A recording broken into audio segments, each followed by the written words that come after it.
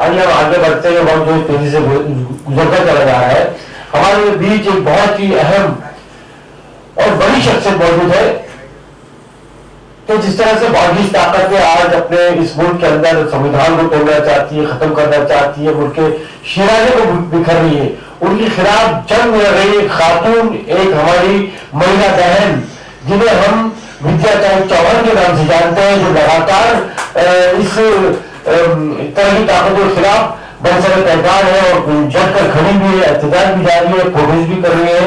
मैं विद्या चौहान साहब से कहूंगा कि अपने ख्याल का इजहार करें। Welcome madam. नमस्ते। यहाँ आज मिली काउंसिल की तरफ से डॉक्टर काजी साहब, मौलाना जी, पंडित जी, विराट भाई, आप सब साथी यहाँ पे मैं सुनने के लिए आई हूँ, बोलने के लिए नहीं। फिर भी अभी कुछ ऐसे हालात है, मेरे पहले के वक्ता सचिन हो चाहे हमारे भाई साहब, उन्होंने बहुत अच्छी बातें रखी। अच्छी बातें हमारे दिमाग में हमेशा रहती है, रहनी भी चाहिए। लेकिन आज की परिस्थितियां कुछ इस तरह से है कि अगर सत्ता में बैठे हुए लोग जानबूझकर उसका गलत इस्तेमाल करते हैं तो ये सहना भी बहुत गलत है। क्योंकि हमें, चाहे आप अल्लाह कहें, चाहे भगवान कहें, चाहे जो भी हो जिसे हम मानते हैं, उन्होंने हमें एक दिमाग दिया है, हमारी एक सोच है। इस सोच के खिलाफ जोर जबरदस्ती से कोई अगर हमारे ऊपर जुल्म करता हो, गरीबों को और गरीब रखने की कोशिश है कि रोजमर्रा की जिंदगी में वो इतना दब जाए कि आगे क्या चल रहा है उसके बारे में उसको कुछ समझ में ही नहीं आए। इस तरह रोजमर्रा की जिंदगी में वो पिसता चला जाता है। और जो राजनीतिक लोग जो कुर्सी पे बैठे हैं, वो अगर गैर जिम्मेदाराना काम करते हैं तो उसका विरोध करना हमारा सबसे बड़ा फर्ज बनता है, चाहे हम हारे चाहे हम जीते। क्योंकि परसों ही हम लोगों की जो बड़ी हार हुई है, इसमें ये हालत तो नहीं थे, बहुत अलग हालत थे। लेकिन हम लोग हमेशा ये ब्लेम करते थे कि भाई कांग्रेस ने क्या किया है, क्या कर रही है कांग्रेस। बहुत सारे लोग कांग्रेस के नेता है एक दूसरे को कहते हैं, तो हम लोग कहेंगे तो गलत बात नहीं है। लेकिन हम लोग ये नहीं सोचते कि भाई अगर अखिलेश यादव उधर दिन रात लड़ रहे थे, एक चुनाव लड़ना बहुत कठिन काम है, आजकल के जमाने में तो बहुत ही कठिन काम है, पैसा मेहनत सब करनी पड़ती है। प्रियंका गांधी का मैं तो सचमुच, मुझे बहुत ही उनके ऊपर फक्र है। लड़की हूँ, लड़ सकती हूँ, ऐसा स्लोगन लेके वो आई। उन्होंने एक हिम्मत दिलाई लड़कियों में, जहाँ पर अत्याचार अन्याय होता है वहां पर उस लड़की को सिखाया कि तुझे हिम्मत हारनी नहीं चाहिए।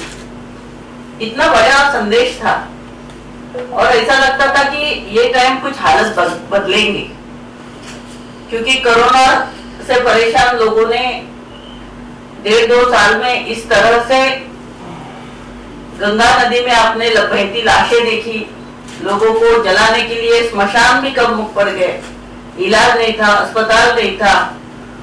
उसके पहले नोटबंदी,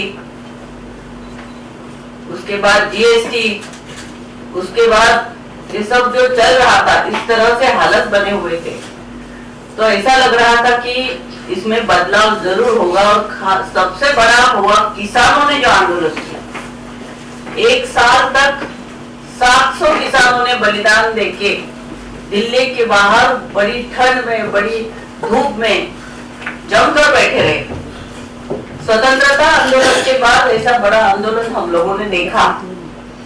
आज की जो युवा पीढ़ी है उसको ये मालूम नहीं स्वतंत्रता आंदोलन में किस तरह से लोगों ने बलिदान देके इस देश को स्वतंत्रता दी। जब महात्मा गांधी जी, भगत सिंह, मौलाना आजाद और कई लोग लड़ रहे थे, तब कुछ काली टोपी पहने हुए 2-4 लोग, ऐसा लगता था कि इतना बड़ा पहाड़ है, अगर वो ठोकते रहेंगे तो थोड़ी गिरने वाला है। हम लोग अपना देश आजाद करने में लगे रहे। शिक्षा देनी चाहिए, आरोग्य देना चाहिए, ये देना चाहिए, वो देना चाहिए, देश खुशहाल होना चाहिए, समता बंधुता संविधान के तत्व आने चाहिए, उसमें हम लोग सब मशगूल रहे। यहाँ पर पहाड़ तोड़ने वालों की संख्या दिन ब दिन बढ़ती गई और हथौड़े से ठोकने वाले इतने लोग हो गए कि इतना बड़ा पहाड़ जो कभी हिलेगा नहीं, टूटेगा नहीं, तो आज उस पहाड़ का तोड़ने में वो कामयाब हो गए। तो इसका दुख होना चाहिए कि हमारा संविधान अगर ये खत्म करना चाहते हैं, मनुस्मृति लाना चाहते हैं, जो डॉक्टर बाबा साहेब अम्बेडकर ने हमें जीने का हक दिया, वो अगर कोई छीनता होगा तो उसे सहना भी, जुल्म सहने से, अन्याय सहने से हमें आदत नहीं डालनी चाहिए। मुझे ऐसा लगता है, मैं ये नहीं कहूंगी आपको कुछ बगावत करे, ये करे, वो करे, मारामारी करे, मैं तो इसके खिलाफ हूँ, लेकिन मुझे ये लगता है कि ये जो चल रहा है ऐसा नहीं होना चाहिए था। ये चुनाव जो हो रहे हैं कहीं ना कहीं कुछ तो गलत हो रहा है। हम लोग ये चाहते हैं कि फिर से चुनाव बैलेट पे होना चाहिए। अगर बड़े बड़े नेता नहीं मानते हैं तो बहुत सारे टेक्नीशियनों ने, जो हम लोगों ने एक परिषद ली थी, उसमें उन्होंने ये सिद्ध करके दिखाया कि किस तरह से चुनाव गलत हो रहे हैं, किस तरह से। और पेगासस ने तो हमें बता दिया, हमारे मोबाइल से डेटा चोरी करना, सब करना, कोई कुछ भी कर सकता है। अमेरिका जैसे बड़े मुल्क में भी बैलेट पे इलेक्शन होता है, भले 2 दिन लगे, हमें कोई चुनाव के इसके नतीजे की बहुत जल्दी नहीं है, लेकिन ये करना चाहिए। क्योंकि यूपी में जो हुआ, मायावती को वोट किधर गया, और ये सब मैं इसलिए बता रही थी कि ये हक हमें संविधान ने दिया है। अगर जनता चाहती है तो आप सत्ता पे बैठे, सत्ता का इस्तेमाल हमेशा गरीबों के लिए होना चाहिए। लेकिन यहाँ जो बोला जा रहा है कि हम लोग मुफ्त में धान्य दे रहे, ये 80 करोड़ जनता को दे रहे, यानी इतने लोगों को अपने गरीबों रेखा के नीचे धकेल दिया है। मनमोहन सिंह के सरकार में 40% जो गरीब थे उनको ऊपर लाया गया था, और आज आपने उनको फिर से गरीबी में धकेल दिया। और ये जो आरएसएस की नीति है, इसका विरोध करने के लिए हमें भी एक साथ आना पड़ेगा। मैं तो चाहूंगी जितने भी धर्म इस देश में बनते हैं, उन्होंने सबने, भले ही आप ईवीएम का नाम न ले, लेकिन चुनाव, अगले चुनाव बैलेट पे ही होंगे, नहीं तो हम लोग इसके ऊपर बहिष्कार डालेंगे। ऐसा कुछ हथियार हम लोग निकालेंगे, हम लोग सब मिलके निकालेंगे तो ही होगा, नहीं तो ये आते ही रहेंगे और हम एक दूसरे को दोषारोप भी देते रहेंगे कि भाई ये क्या हुआ, क्या नहीं हुआ। आजकल किस तरह चुनाव में पैसा बांटा जाता है, मैंने देखा है, मैं खुद चुनाव लड़ी हूँ, किस तरह से पैसे बांटते हैं, किस तरह से वोट खरीदे जाते हैं। अच्छे इंसान कोई चुनाव को लड़ नहीं सकता, लेकिन अगर देश के सबसे बड़े पंतप्रधान के पद पे, राष्ट्रपति के पद पे अगर गलत लोग आके बैठे, अगर इस देश का गृह मंत्री तरीका गुंडे किस्म का होगा, तो उससे हम लोग क्या अपेक्षा कर सकते। कितने दलित लोगों को मारा है, कितने अल्पसंख्यकों को जेल में डाला है। ये जोर जबरदस्ती जुल्म, ये सहना भी मुझे लगता है संत तुकाराम हो चाहे संत ज्ञानेश्वर हो, उन्होंने भी उस जमाने में जोर जुल्म जबरदस्ती से विरोध किया था। तो हमें भी वो करना चाहिए। किस तरह से करना चाहिए, हमारा तरीका क्या होगा। हम लोग महात्मा गांधी के देश से हैं, तो ये सब एक साथ आके हमें सोचना पड़ेगा। और इस तरह के कल भी हम लोग नासिक में बैठे थे, मीटिंग हम लोग हमेशा करते हैं। हम लोग यूपी में जाके हैं, दिल्ली में जाके हैं। हम लोग ये चाहते हैं कि अगले 2 साल में कम से कम इस तरह से हमारी यूनिटी बने कि अगले 2024 में कुछ न कुछ अच्छा बदलाव होना बहुत जरूरी है। और इसके लिए जैसे मराठी में हम लोग बोलते हैं युद्धाच्या परिस्थितीमध्ये जसं लढलं पाहिजे, क्योंकि आजकल इस देश में हमारे मुस्लिम भाई सुरक्षित नहीं है। उनको इस तरह से देखा जाता है कि आप इस देश के नागरिक नहीं हो। मैं ये आपको पूछना चाहती हूँ कि स्वतंत्रता आंदोलन में जो बलिदान दिया था, सबसे ज्यादा बलिदान मुस्लिम लोगों ने दिया था, हमारे भाइयों ने दिया था।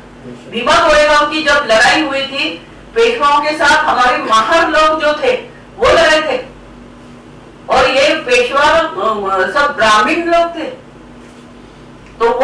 देखिए आप, इंडो चाइना बांग्लादेश का वॉर देखिए, कोई भी वॉर देखिए, जो बलिदान देने वाले हमारे मुस्लिम भाई भी है, आरएसएस वाले नहीं थे, वो अंग्रेजों के साथ थे। तो ये उन्हें बताना चाहिए कि आप हमारे देश के हमारे भाइयों को इस तरह से मत बोलिए। वो भी हमारे देश के नागरिक है, भारतीय है, उन्होंने बलिदान देके इस देश को स्वतंत्रता आंदोलन से लेके आज तक किया है। तो ये इल्जाम हम लोग नहीं सहेंगे।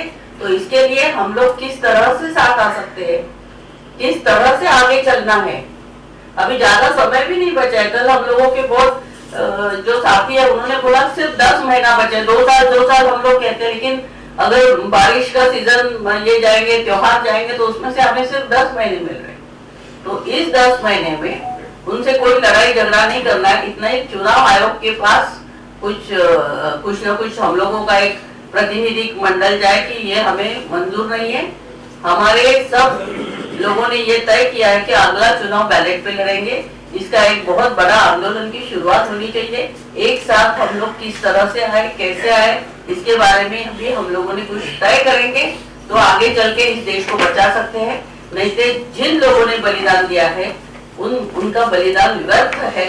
इसीलिए हम सब लोगों को उसके बारे में भी सोचना चाहिए। धन्यवाद।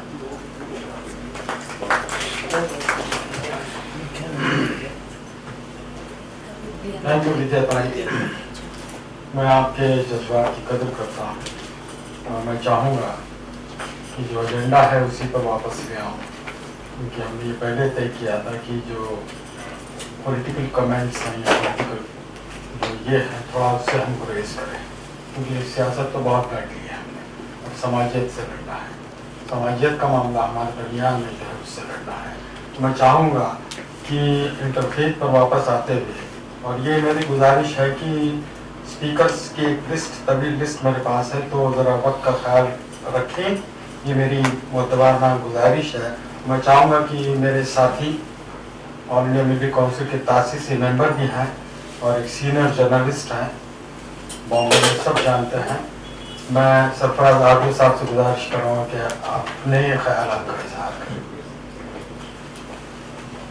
मैं कोशिश ये करूँगा कि जो आज का मौजू है उसी पर बात की जाए, और हम तमाम लोग जब बात ये कहते हैं कि हमें नए चैलेंजेस दरपेश हैं और हिंदुस्तान की जो ट्रेजेक्ट्री है वो वैसी नहीं है जैसे कि हमारे कॉन्स्टिट्यूशन तैयार करने वालों ने सोची थी और उस पर अमल करने की कोशिश की थी, तो मैं ये सोचता हूँ कि हम लोग जो है डिविएट कहाँ हो रहे हैं, हम लोग उस रास्ते से हटे कहाँ हैं। और जब इस सवाल का जवाब तलाश करते हैं तो हमें नजर आता है कि एक चीज जो है वो ये कि we should learn to take the bull by its horns, और ये मान के चले कि हिंदुत्व का एक पैरेलल नैरेटिव जो है वो इस मुल्क में जो है वो इस वक्त जारी है, और जारी ही नहीं है बल्कि किसी भी तरह कहिए कि वो जो है तमाम दूसरे ऑल्टरनेटिव जो नैरेटिव्स हैं उन पर हावी हो रहा है। तो अगर बात ये है कि हिंदुत्व इज अ रियलिटी और हम लोग उससे किस तरह जो है नबरदाजमा हो, उसका जो है मुकाबला किस तरह किया जाए, तो इसका जवाब तलाश करने में जो है हम लोगों के सामने कई ऑप्शंस होते हैं। सबसे पहली बात जो मेरे जहन में आती है वो ये है कि हम लोगों को हिंदुत्व के जो एलिमेंट्स हैं उन एलिमेंट्स को जो है समझने की कोशिश करनी चाहिए, और ये मालूम करने की कोशिश करनी चाहिए कि हम जो है इसको न्यूट्रलाइज किस तरह कर सकते हैं। हमारे यहाँ हिंदुत्व की पैरवी करने वाली सिर्फ बीजेपी सरकार ही नहीं है, सिर्फ आरएसएस ही नहीं है, शिवसेना ने भी हिंदुत्व को जो है अपना पॉलिटिकल एजेंडा बनाकर रखा है। कभी कभी केजरीवाल साहब भी ऐसे नजर आते हैं कि वो भी हिंदुत्व की लाइन जो है अख्तियार किए हुए हैं। आंध्र प्रदेश में भी हम लोगों को ऐसा लगता है कि कोई डिविएशन हो रहा है, लेकिन हम लोगों को प्रॉब्लम जो है वो केजरीवाल के हिंदुत्व से या शिवसेना के हिंदुत्व से या टीआरएस के हिंदुत्व से नहीं है। हमें जो प्रॉब्लम है वो सिर्फ बीजेपी के हिंदुत्व से है, और बीजेपी में भी एक ऐसा एलिमेंट है जो बहुत ही ज्यादा कट्टरवादी है। वो जो है प्रॉब्लम्स हम लोगों के लिए क्रिएट करता है। अगर स्टेटमेंट्स की हद तक अगर हम लोग फॉलो करें इनकी लीडरशिप को, तो मोदी से लेके जो टॉप जो उनकी लीडरशिप है वो तो हमेशा इंक्लूसिविटी की बात करती है, लेकिन ये जो इनका जो फ्रिंज एलिमेंट है, जो इनके जो प्यारे हैं, ये हमेशा जो है वो anti Muslim attitude, anti minorities attitude और एंटी क्रिश्चियन एटीट्यूड को जो है लेकर आगे बढ़ते हैं। तो ये तफसीस हम लोग इस चीज की कर सकते हैं कि हिंदुत्व को प्रमोट करने वाला जो एलिमेंट है वो कौन है, और उनको आइडेंटिफाई जो है करना हम तमाम लोगों की जो है एक मुश्तरका जिम्मेदारी है। हम सिर्फ जनरलाइज करें बात को और कहें कि नहीं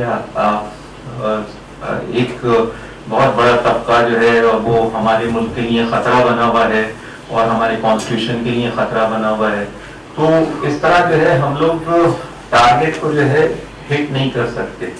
और हिट करने के लिए जो स्ट्रेटेजी किसी फुटबॉल मैच में होती है कि जो गोल करने वाले लोग होते हैं उनको आइडेंटिफाई करके डिफेंडर्स जो होते हैं वो उन लोगों को जो है घेर के पूरा गेम खेलते हैं। तो इसी तरह हम लोगों को भी जो है एक ऐसी लिस्ट तैयार करनी पड़ेगी ऐसे लोगों की कि जो रेबिड कम्युनलिस्ट हैं और जो हमेशा एंटी मुस्लिम या एंटी माइनॉरिटीज पे स्टैंड जो है उसको इख्तियार करते हैं। और जब हम बात करते हैं कि हमारा पैगाम मोहब्बत है, तो ये जो हमारा मोहब्बत का पैगाम जो है वो हम इन लोगों तक जो है पहुंचाने की कोशिश करें, और इन लोगों की जहन साजी और इनको जो है न्यूट्रलाइज करने की जो है हमारी जो है कोशिश होनी चाहिए। और ये एक छोटा सा एफर्ट नहीं हो सकता, ये एक बहुत ही कंसर्टेड एफर्ट होना चाहिए। और उन लोगों की आम जबान में तो हम उसको हिट लिस्ट कहते हैं, वो हिट लिस्ट होनी चाहिए कि कौन से एलिमेंट्स ऐसे हैं जिनको हमें जो है घेरना चाहिए या जिनको हमें जो है न्यूट्रलाइज करने के लिए जो है उन तक अप्रोच करना चाहिए। मैं समझता हूँ कि जब तक हम लोग डायरेक्ट अप्रोच नहीं करेंगे ऐसे लोगों से और डायरेक्टली जो है उनको जो है अपने ख्यालात में तब्दीली लाने के लिए कुछ तो हम लोगों को जो है इक़दामी कार्रवाई करनी पड़ेगी, वरना हम अगर सिर्फ आपस में ही इस किस्म के मुज़ाकरात करते रहें और कुछ सोचते रहें और ये उम्मीद करें कि उनके कल्ब तब्दील हो जाएंगे और उनके यहाँ जो है कोई बहुत बड़ा इंकलाब आ जाएगा, ऐसा मुमकिन नहीं है। मैं समझता हूँ कि मेरी बात सिर्फ इतनी सी थी और क्योंकि अज़ान भी हो रही है इसलिए वैसे भी मैं अपनी बात को यहाँ ख़त्म करता हूँ। सभा अनुसार ने अपनी बातें रखी। मैं आपको बता दूं कि जोड़ों जी जो बहुत खुशखबरी के बावजूद यहाँ पहुंचे हैं और वो जाना चाहते हैं। उन्होंने पहले ही माजरत चाही थी कि मैं ज़्यादा देर बैठ नहीं पाऊंगा, उनके एक स्वभाव है तो जाना चाह रहे हैं। तो हम आपका शुक्रिया अदा करते हैं जो वही कि आपने अपने इंतजाम किया, बहुत बहुत शुक्रिया। आगे भी ज़्यादा हमें उम्मीद है कि आपसे कि हमारी तरह की प्रोग्राम में शरीक होते रहेंगे। शुक्रिया। Thank you sir.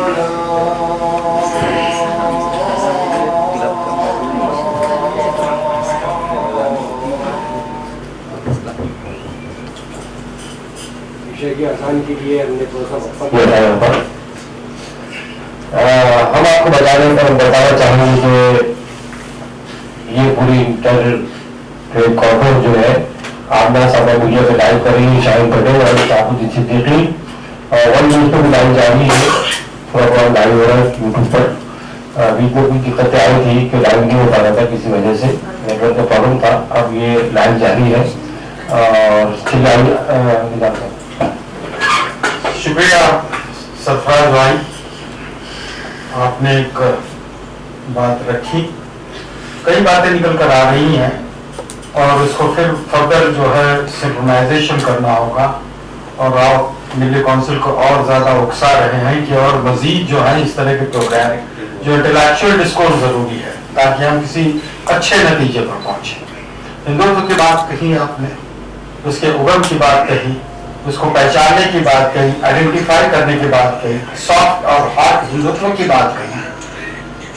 तो जब हिंदुत्व की बात निकली तो हम उसी तरफ जाते हैं, सनातन धर्म की तरफ। और इस मौजू पर इनसे बेहतर कौन बता सकता है कि ये बुलबुला है हिंदुत्व या वाकई में सनातन धर्म का एक ये है, उसका बाय प्रोडक्ट है या जो भी है। तो मैं चाहूंगा अभी हमारे दरमियान जो हमारे खुसूसी मेहमान हैं पंडित विपिन सर देर में इनको बुलवाई, क्योंकि फिर बोलने वाले वही और लोग भी आराम से कुछ नहीं सकते, सब है मौजूद यहाँ, ये कम्युनिटी है क्योंकि उसके अब एक सिलसिला हो रहा है इसलिए। तो मैं चाहूंगा कि पंडित विपिन तिवारी साहब से गुजारिश करूंगा कि आप अपने विचार जो है यहाँ इस ऑडियंस के समक्ष प्रस्तुत करें। सबसे पहले सांप्रदायिक सौहार्द की नियत से हम सब यहाँ जुटे हुए हैं, एकत्रित हुए हैं। तो पहले मैं शांति पाठ कर लेता हूँ, सनातन से आया। ओम देवो अंतरिक्ष शांति पृथ्वी शांतिरापः शांतिरोषधयः शांति ब्रह्म शांति सर्वं शांति सामा शांति रेदि। ओम शांति शांति शांति।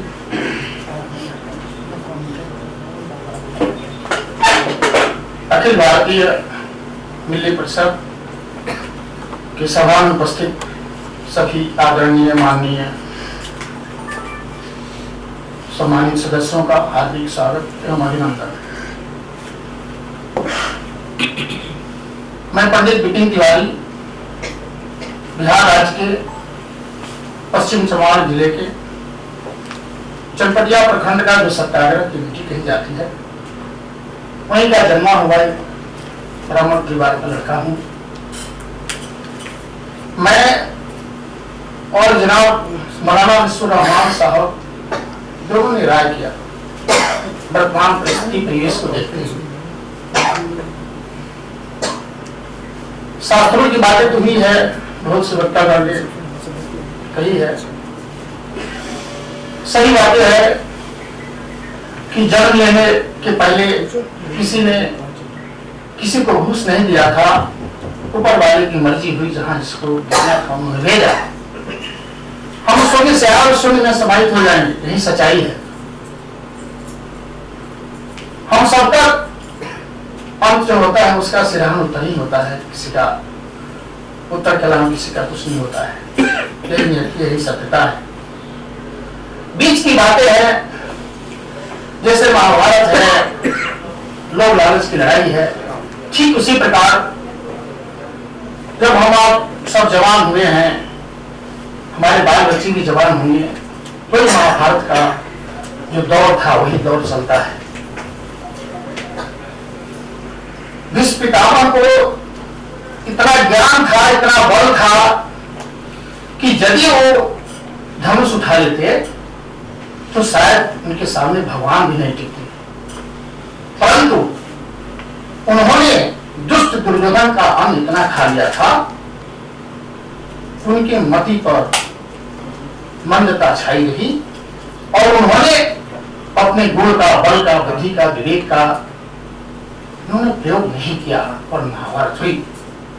वो बार बार, वो गंगा पुत्र है, भीष्म है, वो माँ के पास जाते थे, विवश माँ क्या करूं, माँ बोलती थी क्यों कायर की भांति चले आते हो, क्यों कायर की भांति दौड़े चले आते हो, हम आपसे ऊपर के हैं ना, गंगा देवी हैं, माँ है, उनके बेटे जाते हैं, महाबली हैं, महाबुद्धिमान हैं, फिर भी उनकी क्रियाकलाप को देख करके मां कहती है क्यों काय की भांति दौड़े चले आते हो। उसी महाभारत में विदुर भी थे जिन्होंने कहा था, सत्य बोला था कि द्रौपदी कुलवधू है, उसके साथ ऐसा व्यवहार नहीं होना चाहिए। ये भाई है पांडव, इसके साथ ऐसा दुर्व्यवहार नहीं होना चाहिए। भले उनकी बात नहीं मानी गई, परंतु आज इतिहास में, शास्त्रों में विदुर की बातें, उनकी प्रतिष्ठा आज बरकरार है। इच्छा मृत्यु शास्त्रों में दो को प्राप्त थी, एक भीष्म को और एक जटायुयुद्ध को। अमर के बाद इच्छा मृत्यु आती है। दुष्ट अन्न खाने से भीष्म इच्छा मृत्यु को प्राप्त कहां हुए? बाण सज्जा पर। और जटायुयुद्ध रावण का पीछा कर रहे थे, असत्य का पीछा कर रहे थे, अशांति का पीछा कर रहे थे। मां बोली ही इसके पास अग्निबाण है, नहीं सटो नहीं तो मार देगा, परंतु उन्होंने इसका परवाह नहीं किया। रावण का पीछा किए, असत्य का पीछा किए, अशांति का पीछा किया, उन्होंने मार पान कट गया, कोई बात नहीं। उनका अंत कहां होता है? भगवान के हाथों में। ठीक उसी प्रकार हम सब चाहे जिस भी कुल धर्म में जन्म लिए हों, कोई धर्म नफरत सिखाता ही नहीं। हम सब ऊपर वाले के औलाद हैं। कमियां कहां हुई? देश आजादी का जो लोकतंत्र बहाल हुआ 73 वर्षों में, कोई किसी रास्ते का फॉलोअर बना, कोई किसी रास्ते का फॉलोअर बना, होते होते यहां तक हम लोग आ गए।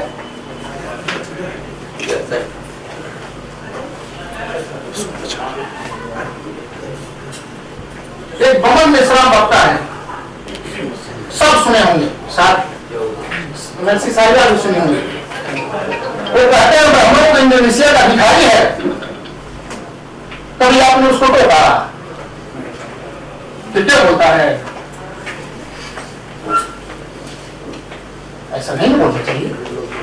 सब भारत का वासी है, कभी एक तरफ से नहीं हुई है, हमने तालियां बजाई। आप पे कोई कुछ कहा, हम ताली बजाए, हम पे किसी ने कहा, आप ताली बजाए। आखिर के हालात बने कैसे? इसलिए हम आप एक होकर के सभी बुजुर्गों की जिम्मेदारी है कि हम आप और निकले, एक टोली बनाए, उसी स्वतंत्रता की लड़ाई की जैसा हम निकले।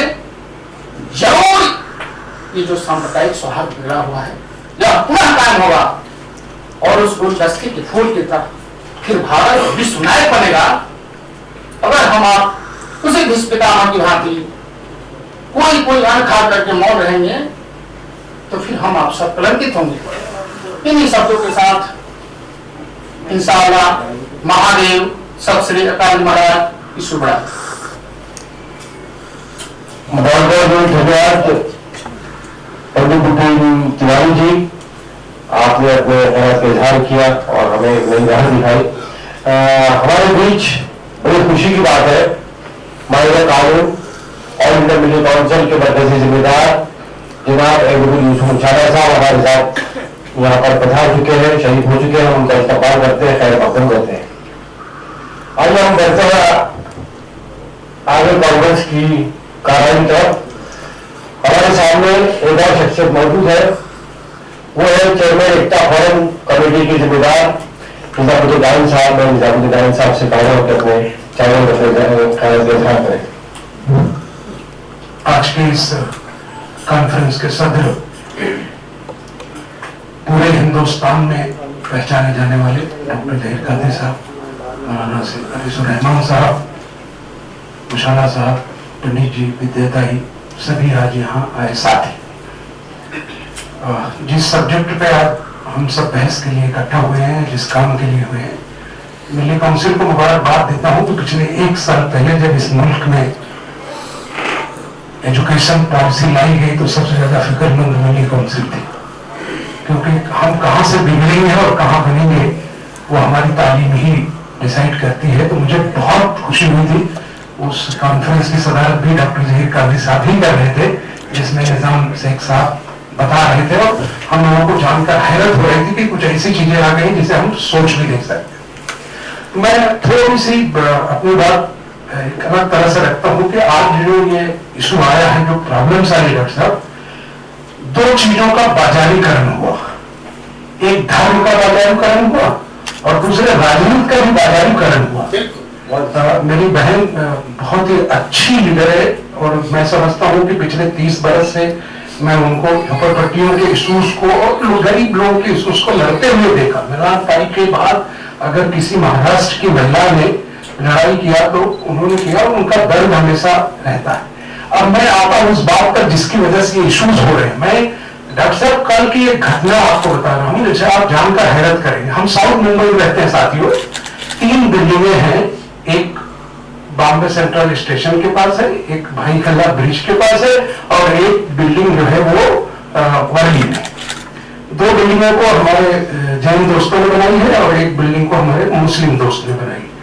हमारे दोस्त यहाँ बैठे हैं, जैन कम्युनिटी के सेक्रेटरी हैं, ऑल इंडिया जैन कॉन्फ्रेंस से आए हैं, प्रशांत जवेरी जी।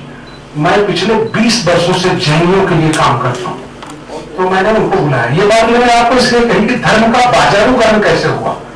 डॉक्टर साहब, तीनों बिल्डिंगों में फ्लैट नहीं बिक रहे।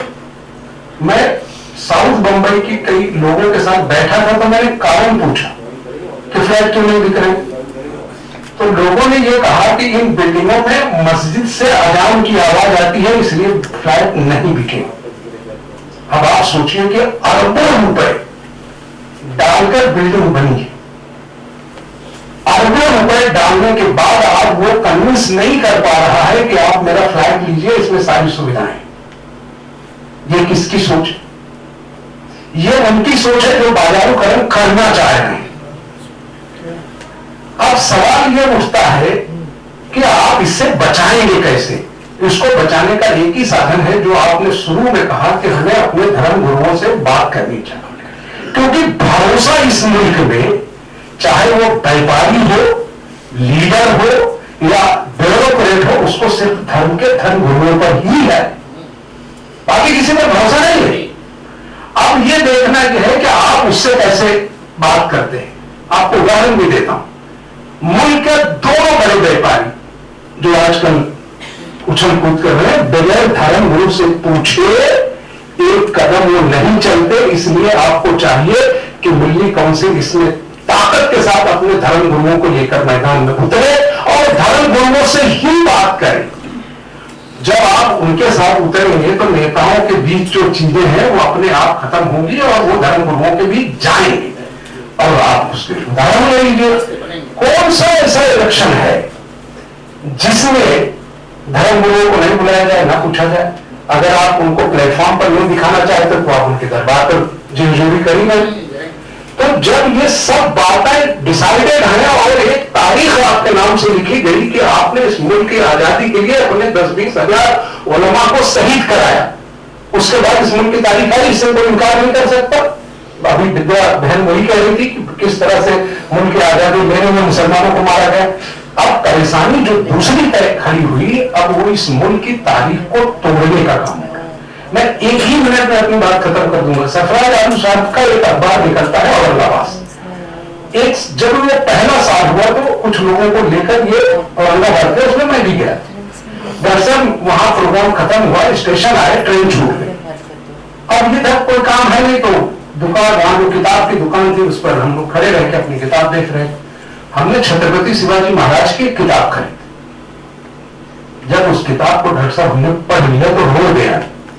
यानी जिस राइटर ने उसको लिखा, छत्रपति की पूरी तारीख को बर्बाद कर, यानी जो छत्रपति है, जो उनकी हिस्ट्री है, जो कभी अब तो उर्दू दान उन्होंने भी लिखना शुरू कर दिया। हमारे मुल्क के बड़े एक सहाफी ने पूरे छत्रपति पर उर्दू में किताबें ला दी और ऐसे कट्टर आदमी के हाथ से उसका इनॉग्रेशन किया कि कोई बहस नहीं कर सके, वो खुद भी नहीं कर सकी। तो ये चीजें जानने की जरूरत है कि हमारे उलमा जो तारीख है इस मुल्क की और इस्लाम की सही तारीख, वो कैसे लोगों के पास आए, उस पर आपको काम करना चाहिए। और मिल्ली काउंसिल के पास सबसे बड़ा प्लेटफॉर्म यह है कि जिस सोशल मीडिया पर आज बहस हो रही है, क्योंकि 90% चीजें आज सोशल मीडिया पे गलत आ रही है। मैं हजरत टीपू की तारीख पढ़ रहा था, एक ही पेज पर दोनों है, जिसपे टीपू का विरोध हो रहा है, और उसी पर टीपू की सच्चाई भी है, लिखने वाले भी उसी तरह के लोग हैं। तो आप इस प्लेटफॉर्म को यूज करके, सोशल मीडिया के प्लेटफॉर्म को यूज करके एक कोड रोज का आप जो है धर्म का, जैसे मान लीजिए कि पंडित जी ने आज जो अच्छी बात कही, आज इनका का डॉक्टर जहीर का हिसाब का परसों, लेकिन ये आना चाहिए मिली काउंसिल के प्लेटफॉर्म से, और बात सिर्फ धर्म गुरुओं की हो। आप देखिए कि आपको 6 महीने के अंदर एक जबरदस्त बदलाव आएगा, क्योंकि अपने धर्म गुरु के बगैर कोई मरना नहीं चाहता। इस मुल्क का एक आदमी बता दीजिए जो 1000 करोड़ का मालिक हो और वो मरे तो उसके कुत्ते उसकी बॉडी को नोचे, ऐसा नहीं है। तो उसको उसका बेटा भी धर्म का काम कराता, उसका धर्म का काम अगर वो बहरीनी समाज में मरा तो भी उनके जो धर्म गुरु होगा वही पाठ करके उनको जलाएगा, दफनाएगा, और वही काम मुसलमानों के यहाँ भी होगा। चाहे मेरे मौलवी का कुत्ता पटा हो और चाहे आलिशान हो, चाहे उसमें अरबपति मरा हो, चाहे गरीब मरा हो, लेकिन उसकी दफन के लिए जाना धर्म गुरुओं के ही वजह से। अब यह है कि हमारे अंदर के जो इख्तलाफात हैं उस पर थोड़ा सा हमारे अपने बुजुर्गों से बात आपको करनी पड़ेगी। अगर ये रास्ता आप निकाल सकते हैं तो मैं ये समझता हूं कि अभी भी कुछ नहीं बिगड़ा है, अभी भी माहौल बहुत अच्छा है। अब कल एक घटना हुई है, वकील साहब पता नहीं आपने देखा कि नहीं, अभी तक हम जय श्री राम के नारे में सिर्फ किसी मुसलमान के सीने पर पांव उछलते देखा, कल हमने हिंदू के सीने पर उछलते हुए देखा और जय श्री राम लगाते हुए। अब कहां जा रहे? मेरे कहने से मुसलमानों की नफरत का इशू है, हिंदुओं की नफरत का भी इशू है। हिंदुओं के साथ भी उतनी नफरत पैदा कर रहे हैं, और वो चंद लोग हैं जो बाजारों के पैसे पर नाच रहे हैं। हाँ, मैं बहुत बड़ा गुंडा हूं, मुझे कोई सपोर्ट नहीं करेगा तो मेरी कोई हैसियत नहीं। कोई सपोर्ट कर रहा है इसलिए हैसियत बनती है ना।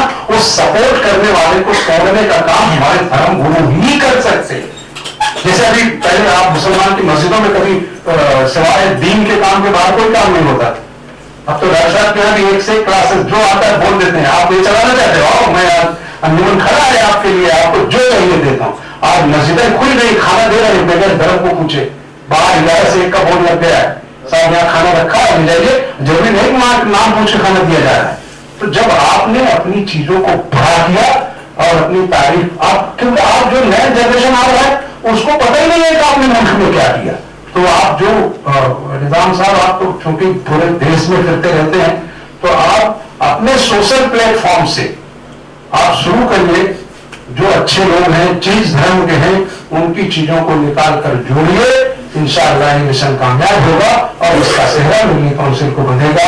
आपने हमें बोलने का मौका दिया, शुक्रिया।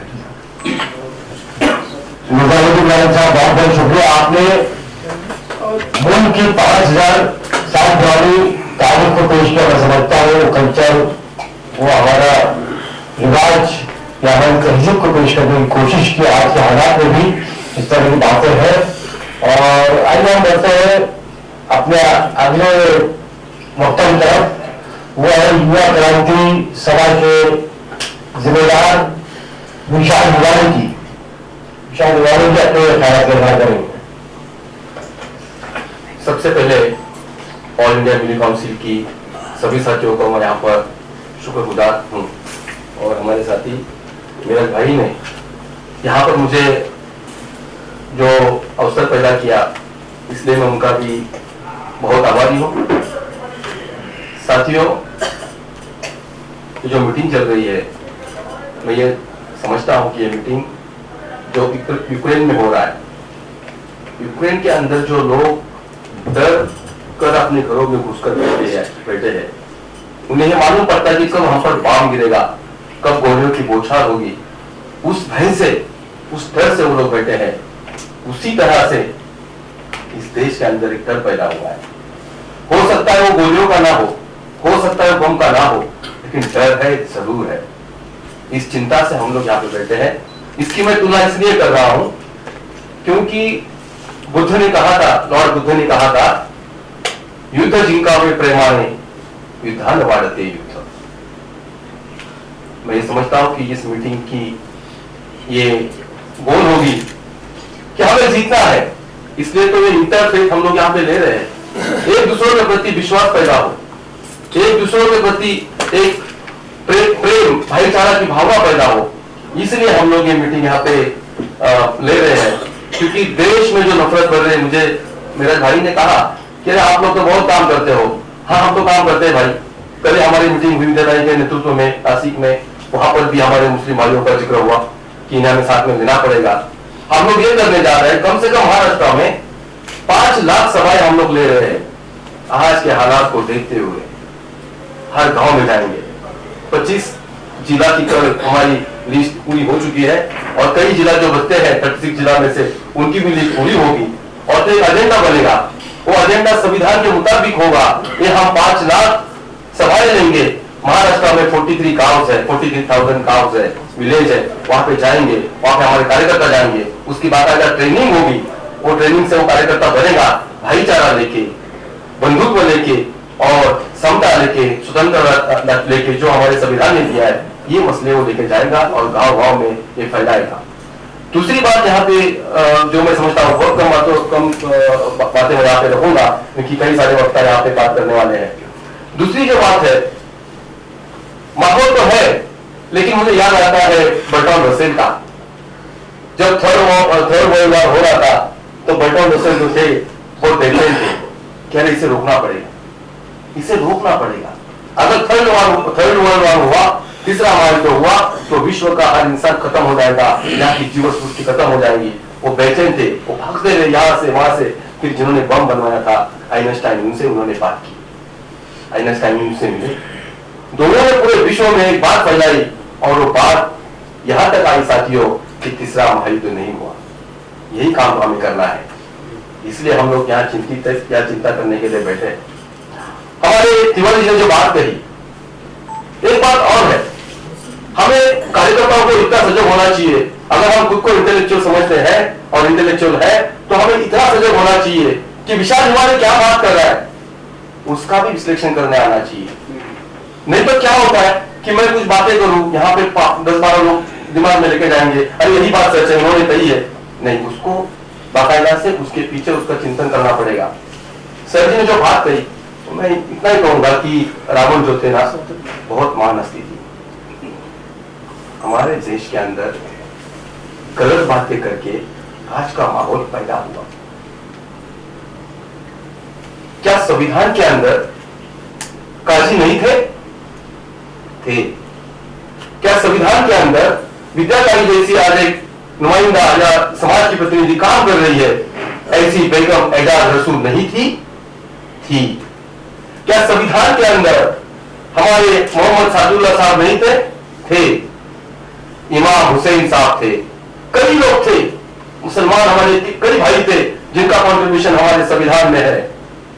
मैं ये इसलिए कह रहा हूं कि जो इतिहास है सच्चा, वो अगर लोगों के जहन में जाता, दिमाग में जाता, तो हो सकता है ये आज की जो हालात है वो पैदा न होते। तो मैं इसलिए रावण को महान कहता हूं कि 10 उसके जो मुंह बताते हैं ना सरजीश, 10 मुंह दिखाते हैं और फिर जलाते हैं उसको। ये 10 मुंह क्या है? ये 10 मुंह है दसशील, यानी कि बुद्ध ने दिए हुए 10 शील, 10 अच्छे गुण थे। ये गुण थे उसके, वो गुणों को ही जला दिया यहाँ की व्यवस्था में। ये बात आनी चाहिए। ये बात अगर नहीं आती है तो फिर उसको ही फॉलो करेंगे हम। जैसे कि शिवाजी महाराज को दिखाया गया कि भाई मुसलमानों को खिलाफ था, अरे भाई 35% मुसलमान तो उनके सैन्य में थे, जो इब्राहिम खान थे, कई नाम बताऊं मैं आपको, जो उनके सारे सैन्य को संभाल रहे थे। लेकिन धोखा देने वाले कौन थे? उसका भी इतिहास आना चाहिए।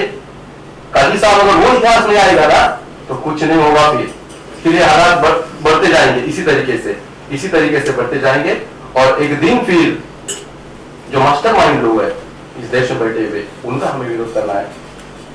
हमें जो गरीब है, जो आम आदमी है, जो हमारा हिंदू भाई है, जो ठेले चलाता है, जो नौकरी करता है, गरीब है, वो गुनहगार नहीं है, वो आरोपी नहीं है। तो जो मास्टरमाइंड जो बैठे हैं ना, वो इस देश के इस हालात के सही क्राइम वाले हैं।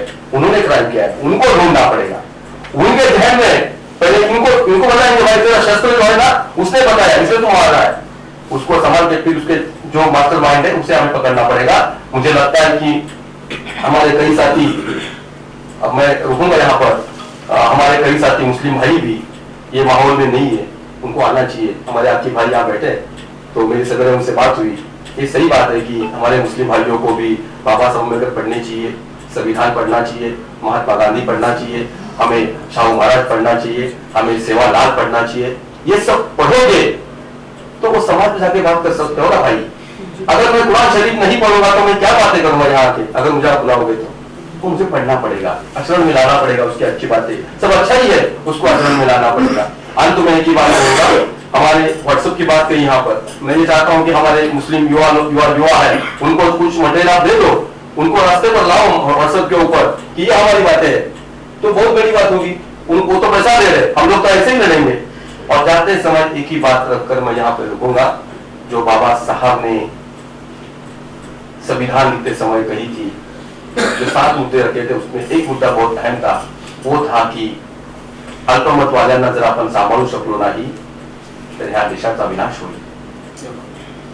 7 मुद्दों में से एक बात कह रहा हूं, अल्पमत वाले मतलब जो अल्पसंख्यक लोग हैं, उनको अगर हम संभाल नहीं पाए, उनका संरक्षण कर नहीं पाए, तो देश का विनाश अटल है। तो वो तो विनाश करने बैठे हैं, देश को खत्म करने बैठे हैं, देश को बेच रहे हैं, तो वो मुझे बोलने की जरूरत नहीं। कल हमला हुआ आप साथियों यूपी के अंदर, बुलडोजर चलाने की बात चल रही है, तो हमें काम करना पड़ेगा। 2 साल, ताई ने बोला है 10 महीना, मैं चाहता हूं कि 2 साल हमारे हाथ में है। 2 साल के अंदर आने वाले 100 साल का इतिहास बनाने के लिए हमें बहुत बड़ा मौका है। अगर हमें बाकायदा काम करेंगे तो मैं मिनी काउंसिल की जो यहाँ पे एम था, उनका जो मकसद था, वो शायद पूरा हो सकता है। इन्हीं वक्तों के साथ मैं यहाँ पे रुकता हूँ। धन्यवाद सबका, धन्यवाद। बहुत बहुत धन्यवाद शाह जी, आपने सिर्फ बातें नहीं की बल्कि जो मर्ज है उसका इलाज भी बताया, और उसको इस इलाज को खत्म करने के लिए, मालूम खत्म करने के लिए वो इलाज हम जरूर करने की कोशिश करेंगे मुस्लिम काउंसिल के मजबूत में। अब हम आगे बढ़ते हैं और हमारे सामने एक अहम शख्सियत महाराष्ट्र की, जिनका सियासी अपना एक बैकग्राउंड भी है, लेकिन कहीं ना कहीं वो एक बहुत ही मारूफ तंजीम है, मुस्लिम इंटरनेशनल फोरम के जिम्मेदार हैं मेरा सिद्दीकी साहब। मैं सिद्दीकी साहब से गुजारिश करूंगा कि अपने ख्याल का इजहार करें। अल्लाह के नाम से जो बेइंतहा मेहरबान नहायत रहम वाला है, दुरूद सलाम आखिरी नबी पर, उनके आला साहब। सबसे पहले मिली काउंसिल को मुबारकबाद इस मौजू के तहत लोगों को जमा किया, और जैसे कि सचिन पायलट ने कहा कि हम वो ठिकाना ढूंढते हैं, ये ठिकाना प्रोवाइड किया उन्होंने, इसलिए आपका बहुत बहुत शुक्रिया। निजामुद्दीन राय ने कहा फ्लैट नहीं बिक रहे हैं, मुसलमानों को सोसाइटियों में फ्लैट नहीं दिए जाते क्योंकि मुसलमान है। कारोबार में भी तफरीक आती चली जा रही है, और सबसे बड़ी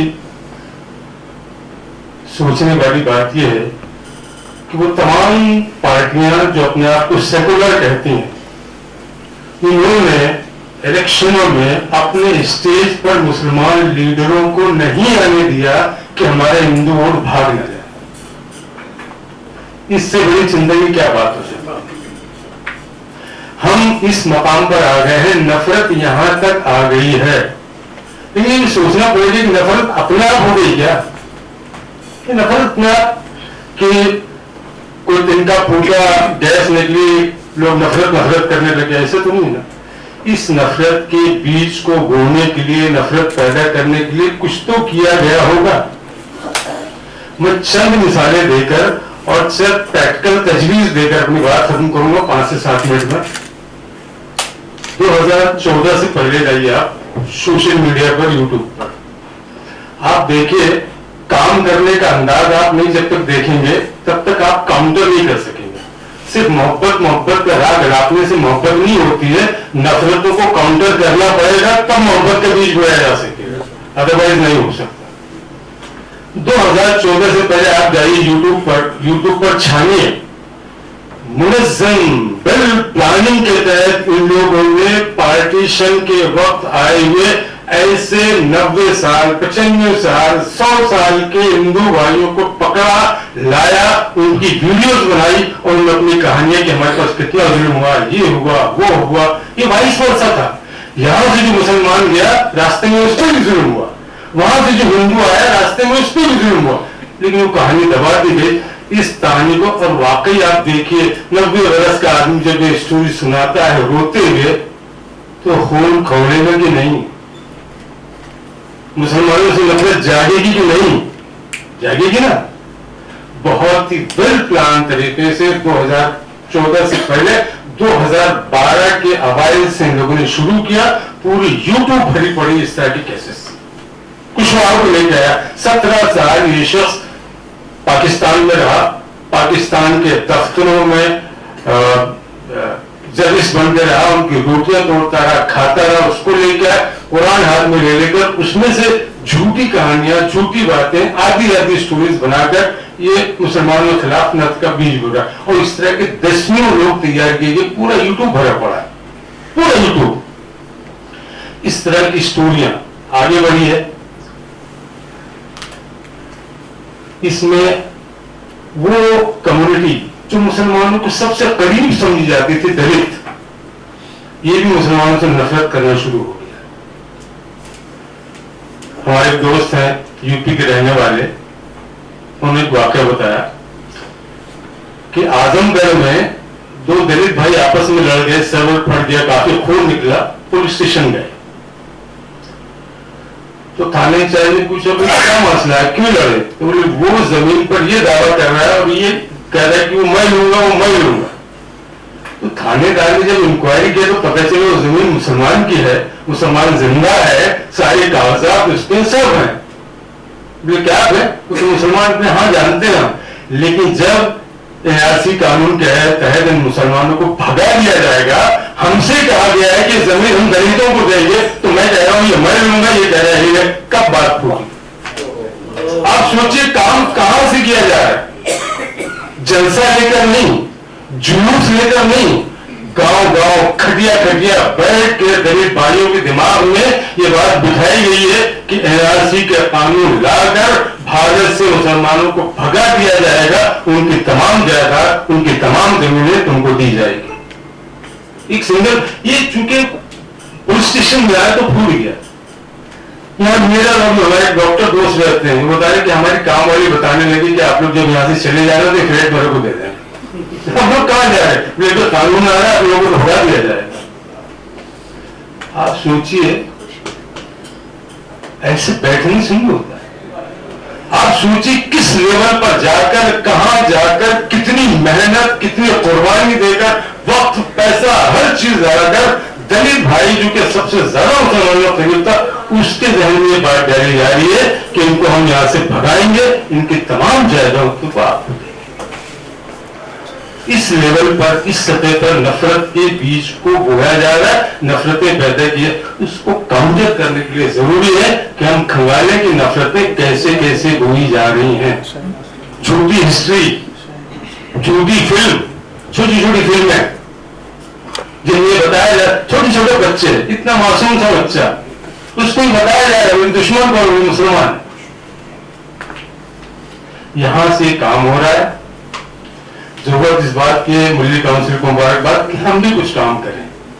मैं चंद तजावीज़ करूंगा कि अगर हम इस जारी कोशिश करें तो इस तरह की मीटिंग अरेंज करते रहें।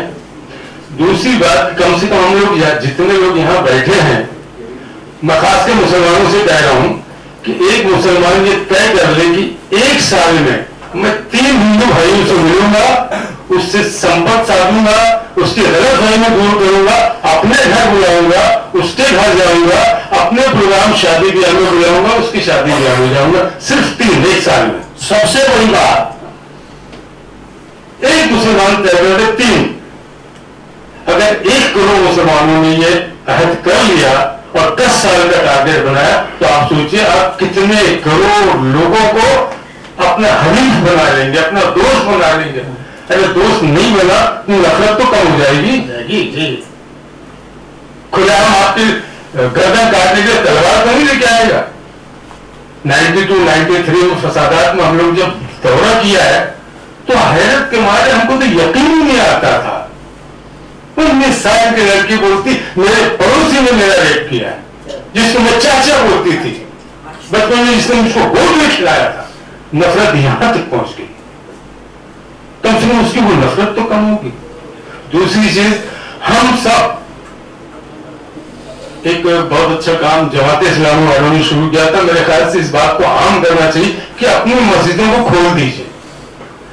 यहाँ अक्सरी मस्जिद में उन्होंने बहुत अच्छा प्रोग्राम किया, उसकी पूरी शूटिंग की, लोगों से राय ली, सोशल मीडिया में उसको बड़ा अच्छा थे। उन्होंने मस्जिदें खोल दिया और उसी इलाके के रहने वाले हिंदू भाइयों को बुलाकर ये दिखाया कि हम नमाज कैसे पढ़ते हैं, नमाज में क्या बोला जाता है, ये अरबी में जो हम पढ़ते हैं इसके माने क्या है, और थोड़ा सी चाय पानी नाश्ता करा के फिर उनकी राय ली। तमाम लोगों ने कहा कि ये बहुत अच्छा प्रोग्राम, हम तो पता नहीं क्या क्या सोचते थे मस्जिदों में क्या क्या होता है। तो इस तरह हमारी जो मसाजिद है, आस पास के जो हमारे हिंदू भाई रहते हैं उनको बुलाएं, साल में 2 बार 3 बार 4 बार प्रोग्राम करें, मगरिब की नमाज में बुला लें, जोहर की नमाज में बुला लें, दिखाने की होता है क्या, इससे आपको कॉन्टेक्ट बढ़ेगा। तीसरी चीज कि कम से कम ईद के वक्त, ऐसे हमारे 2-3 त्योहार आते हैं, कम से कम ईद के वक्त एक प्रोग्राम ईद का करें। और अपने ज्यादा दूर की बात नहीं, मोहल्ले के आसपास के जो हिंदू भाई हैं, आम हिंदू, उनको बुलाएं, शीर खुरमा बुलाएं, कोई तकरीर, कोई भाषण, कुछ करने की जरूरत नहीं। आप ये बताइए कि हम आपसे मोहब्बत करते हैं, ये हमारा काम है, शीर खुरमा पिलाइए, दोस्तियां बनाइए। उस प्रोग्राम में आप ये कीजिए कि उन लोगों को बुलाइए जिनसे मुसलमानों का संपर्क रहता है, जिससे काम पर, जैसे पुलिस, कुछ इलाके के पुलिस स्टेशन में कुछ लोगों को बुलाइए, म्युनिसिपल कॉर्पोरेशन के अधिकारियों को बुलाइए, कलेक्टर के अधिकारियों को, जिससे रोज संपर्क रहता है और जिसका तासुब की वजह से आपके बच्चों के काम नहीं हो पाते, रखे रहते हैं, संपर्क कीजिए, कभी तो बिगड़ेगा। 2 बार 3 बार इंसान है, और इंसान की फितरत में अल्लाह ताला ने मोहब्बत रखी हुई है, टूटेगा एक दिन ये नफरत खत्म हो जाएगी, लेकिन अपने आप नहीं होगी।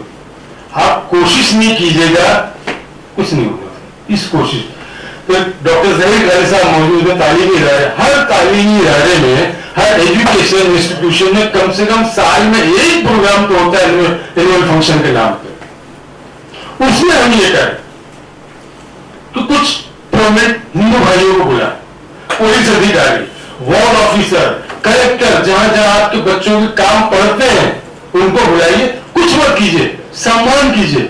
सम्मान से इतना खुश होता है आदमी, इतना अच्छा लगता है जिसकी हद नहीं। हमने प्रैक्टिकल करके देखा है, अपने इलाके के ऑफिस पुलिस वालों को बुला के चाय पिला दी, एक शॉल दे दी, और 10 बार सलाम मारता है, भाई जहां कामों को बताना सब आ जाएंगे हम लोग। मोहब्बत में बहुत बड़ी ताकत होती है, मोहब्बत में बड़ा असर होता है, लेकिन मोहब्बत का इजहार करना आना चाहिए।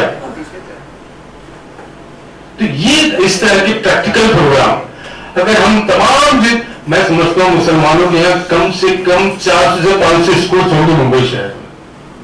आप समझिए साल में 500 जलसे होते हैं आपके पास एनुअल फंक्शन के नाम पे। इन 500 जलसों में मुख्तलिफ इलाकों के पुलिस आ जाए, हिंदू भाई बहन आ जाए, शिरकत करें, ईद का प्रोग्राम हो जाए। आप इस तरह साल में हजारों प्रोग्राम करके उनको अपने करीब ला सकते हैं। यही वो प्रैक्टिकल तरीके हैं जो इस तरह की सोशल मीडिया की हरकतों को काउंटर कर सकते हैं। इनकी वीडियो बनाइए, डालिए सोशल मीडिया पे। तो मस्जिदों का प्रोग्राम तो इतना हिट हुआ, हजारों ने, लाखों लोगों ने देखा। और मैंने उसमें कमेंट पढ़ा कि हिंदू भाइयों की कमेंट कि इस तरह के प्रोग्राम तो होने चाहिए, कि क्या होता मस्जिद में हमको पता ही नहीं था। ये चंद मशवरे थे। बहुत बहुत शुक्रिया। खुदा हाफिज।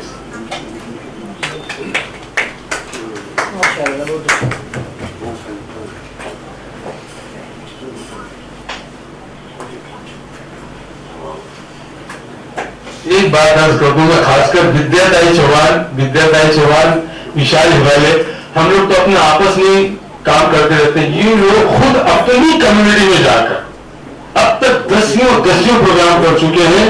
और अभी अकोला में इन लोगों ने प्रोग्राम किया था विद्यार्थियों का, तो उसमें बड़ी नफरत, लेकिन जब इन लोगों ने इंटर डायलॉग किया तो तमाम लोग बस्ताए के साथ लोग के लिए जोरदार तालियां, जो लोग खुद इतना बढ़ के आगे काम कर रहे हैं।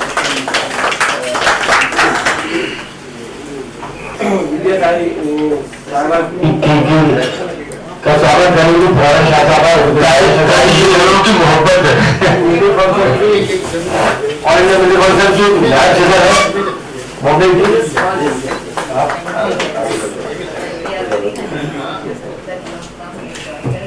इंशाल्लाह सी यू वेरी सुन इनके सेंटर में बड़ा सेंटर है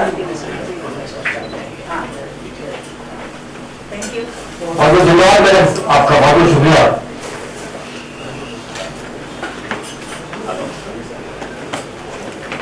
बस ये प्रोग्राम जो है अपने रूस की तरफ है। अब हमारे बीच जो है एडवोकेट यूसुफ मुछाला साहब एक शख्सियत है, बाद में सदा साहब है।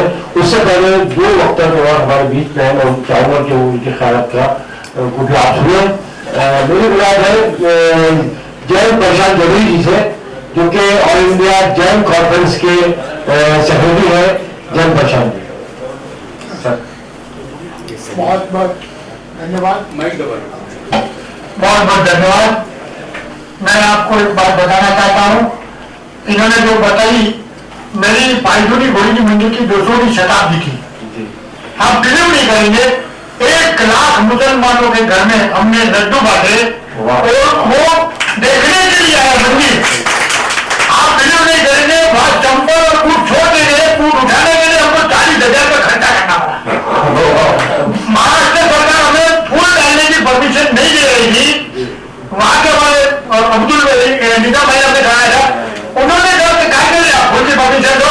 हम वहां के मुस्लिम बोले हमको परमिशन दी, और मेरे ख्याल से इतिहास में ऐसा कार्यक्रम मैंने तो भाईदूनी में कभी देखा नहीं। हमारे को कभी भी कुछ भी होता है हम लोग साथ में मिलकर करते हैं।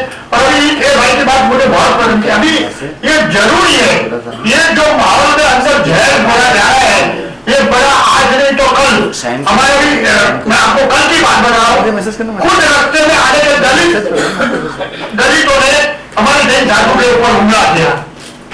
कल की बात बता रहा हूँ, हमारे बीमारी के बाद और नाम दिया गया, मुसलमान पकड़े गए, दोनों हाथ पकड़े गए, क्योंकि हमने डायरेक्ट आज उनसे बात करेंगे, हमने कहा कि गलत हो रहा है। अभी क्या किया, मुस्लिम हमला किया। अरे भाई क्यों भाई, क्या कारण है कि तुम हमला करो खोटे करो? और अभी ये वो जो 80 जगह मैं आपको स्टोर बताऊं कि खोटे न्यूज आ रहे, खोटे 80 जगह। मैं फिर भी बहुत धन्यवाद, आपकी बात को मैं समझ लूं और एक कार्यक्रम में पार्टी में बड़े पैमाने पे जय जरूरत करूंगा। धन्यवाद। बहुत बहुत धन्यवाद जयंत जी।